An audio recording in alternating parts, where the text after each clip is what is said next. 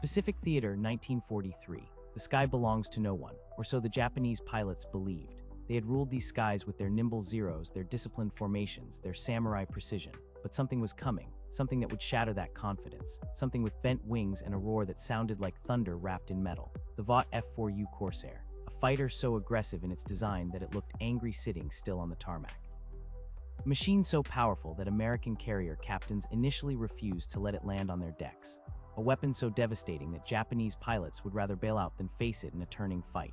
This is the story of why the Corsair became the most feared aircraft in the Pacific, not because it was perfect, but because once you heard its whistle, once you saw those inverted gull wings cutting through the clouds, you knew one thing with absolute certainty: you were already in trouble. Let's go back to the beginning. The year is 1938. The United States Navy issues a request. They want a carrier-based fighter, fast, heavily armed, able to outperform anything the Japanese or Germans might field. Vought Aircraft takes that challenge and decides to build something radical. They take the most powerful engine available, the Pratt & Whitney R2800 Double Wasp, an 18-cylinder radial beast producing 2,000 horsepower, and they build the entire aircraft around it. But there's a problem. That massive engine needs a massive propeller to convert all that power into thrust. A 13-foot propeller, the largest ever fitted to a single-engine fighter, and that propeller needs ground clearance. You can't have propeller blades striking the deck every time the plane lands, so the engineers do something nobody had done before. They bend the wings, not a gentle curve. A sharp, inverted gull wing design that angles down from the fuselage, then back up toward the wingtips. It looks strange, it looks wrong. It looks like something that shouldn't fly, but it does fly. And when it flies faster than anything else in the sky. The first test flight happens in May 1940. The Corsair reaches 405 miles per hour. No American fighter has ever gone that fast. The Navy is impressed. They order production immediately. But when the first Corsairs reach operational squadrons in 1942, the pilots don't share the Navy's enthusiasm. They call it the Ensign Eliminator. They call it the U-Bird, the bent-wing bastard, because the Corsair has a reputation. It kills student pilots. The long nose blocks forward visibility during landing, making carrier approaches nearly impossible. The landing gear is stiff and bouncy, causing the plane to hop on touchdown. The engine produces so much torque that it tries to roll the aircraft on takeoff. Stall characteristics are vicious, with one wing dropping without warning. And if you bounce a landing on a carrier deck, if you come in too fast or too slow or at the wrong angle, the Corsair will snap over and kill you before you can react. Carrier captains start refusing Corsair deployments. Too dangerous, too many dead pilots, too many wrecked aircraft. The Corsair, this incredible fighting machine, is grounded from the very mission it was designed for. But the Marine Corps sees something different. They see speed. They see firepower. They see a fighter that can operate from land bases in the Pacific, where rough runways and long approaches don't matter as much. So the Marines take the Corsairs that the Navy doesn't want. And they take them to the Solomon Islands. February 1943. Guadalcanal. Marine Fighter Squadron 124, the Bougainville Buccaneers, receives the first operational Corsairs in a combat zone. The pilots are skeptical. They've heard the stories. They've heard about the crashes, the deaths, the pilots who never made it past training. But they also know what they're facing. The Japanese Zero is fast, maneuverable, deadly in a dogfight. American fighters like the Wildcat are tough but slow. The Corsair is supposed to change that equation. The first combat mission is a bomber escort. The Corsairs climb to altitude. There are 2,800 engines gulping fuel and spitting power. And then they see them, a formation of Zeros moving to intercept the bombers. The Corsair pilots do what they've been trained to do. They dive, and everything changes. The Corsair doesn't dive like other aircraft. It doesn't gradually build speed. It accelerates like a stone thrown from a cliff, like gravity itself is pulling harder on this particular machine. The airframe stays stable, the controls stay responsive, and the speed just keeps building. 400 miles per hour, 450, 500. The Zeros see them coming. They try to evade, but you can't evade something moving that fast. The Corsairs flash through the Japanese formation, their 850 caliber Browning machine guns opening up, 400 rounds pouring out of each gun, the combined weight of fire creating a cone of destruction that nothing can survive. 2 Zeros disintegrate in midair. A third trails smoke and flames, spiraling toward the ocean. The remaining Japanese fighters scatter. The Corsairs climb back to altitude, their powerful engines hauling them upward faster than the Zeros can follow, and then they dive again. The Japanese pilots realize something terrifying. They can't catch the Corsairs. They can't outrun them. They can't outdive them. And if a Corsair gets a firing solution, their lightweight Zero, with its non-existent armor and unprotected fuel tanks, will be shredded in seconds. This is the Corsair's doctrine. Boom and zoom. Dive, attack, climb, never turn with a Zero. Never get slow, use speed as both weapon and shield. and it works. It works devastatingly well. Within months, Corsair squadrons are racking up kill ratios that seem impossible. 10 to 1, 15 to 1, 20 to 1. These aren't exaggerations. These are documented numbers. Marine ace Pappy Boynton shoots down 28 Japanese aircraft in his Corsair. Kenneth Walsh gets 21 kills. Robert Hansen gets 25. The list goes on, but it's not just the aces. Average pilots, men who would be mediocre in other fighters, become deadly in the Corsair. Because the aircraft forgives mistakes that would be fatal in a Zero. It has armor. It has self-sealing fuel tanks. It can take punishment that would down 3 Japanese fighters and still bring its pilot home. One Corsair returns from a mission with over 200 bullet holes. The pilot walks away. A Zero with 20 bullet holes is a coffin.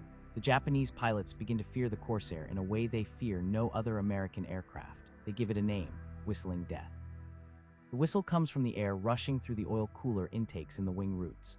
At high speed, it creates a distinctive sound, a rising, screaming whistle that announces the Corsair's presence before you can even see it.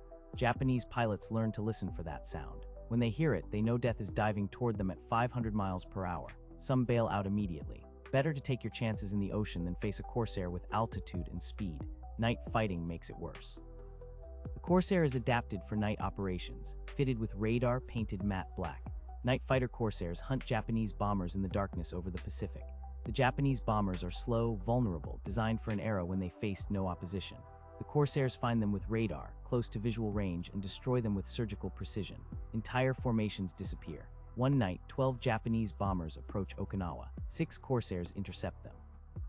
All 12 bombers are shot down. Not one Corsair is damaged. The psychological impact is immense. Japanese pilots begin to lose their nerve. They see Corsairs and break formation. They jettison their bombs early. They refuse to engage, because engaging a Corsair means dying, and they know it. The statistics bear this out. From 1943 to 1945, Corsairs shoot down over 2,000 Japanese aircraft. Corsair losses in air combat are minimal. The overall kill ratio approaches 11 to 1. In some squadrons, some months, it's higher, 20 to 1, 30 to 1, numbers that seem impossible. Numbers that represent not just technological superiority, but complete psychological dominance. But let's talk about what it actually feels like. You're a Japanese pilot. You're flying a Zero, the aircraft that dominated the early war, the fighter that seemed invincible over China, over the Philippines, over the Dutch East Indies. You're at 15,000 feet. You see American bombers below. You move to attack, and then you hear it, the whistle. You look up. There, diving out of the sun, is a Corsair. That bent-wing silhouette is unmistakable. You have maybe 3 seconds. You bank hard, trying to evade. But the Corsair is moving at 500 miles per hour. You're moving at 250. The geometry doesn't work in your favor. The Corsair closes the distance in a heartbeat. You see the muzzle flashes. 8 streams of 50 caliber tracers converging on your aircraft. The sound is like hail on a tin roof multiplied by 1,000. Your canopy shatters, your instrument panel explodes, your wing tears away. And in the last second before your aircraft disintegrates around you, you understand why they call it Whistling Death. This happens thousands of times across the Pacific. Corsairs diving, Zeros dying. The equation never changes. By 1945, Japanese pilot training has collapsed. New pilots get maybe 50 hours of flight time before being sent into combat. American pilots get 300 hours, and the Americans are flying Corsairs. It's not a fair fight. It's not meant to be. The Corsair is designed to end fights before they begin. To kill so quickly and so efficiently that the enemy doesn't have time to react.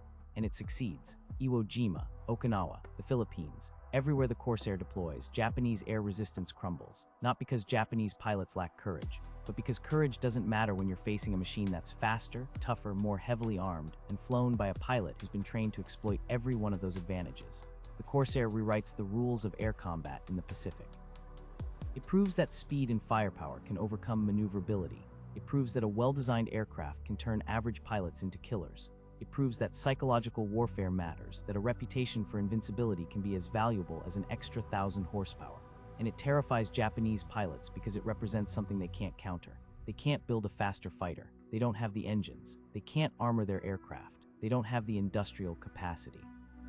They can't train their pilots longer. They don't have the fuel or the time. So they face the Corsairs with what they have, and they die, in huge numbers. The bent-wing monster with the whistling scream becomes the symbol of American air dominance. A symbol that says, we have better technology, better training, better tactics, and we're going to use all of it to destroy you. The F4U Corsair serves through the end of World War II.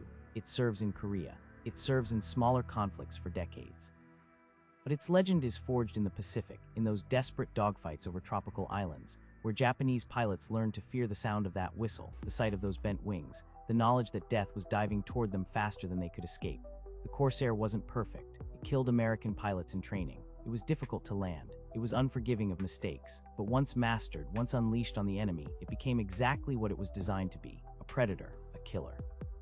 The most feared fighter in the Pacific sky. And that's why Japanese pilots whispered its name like a curse. Whistling Death, the bent-winged devil that ended the age of the Zero and announced a new era of American air supremacy.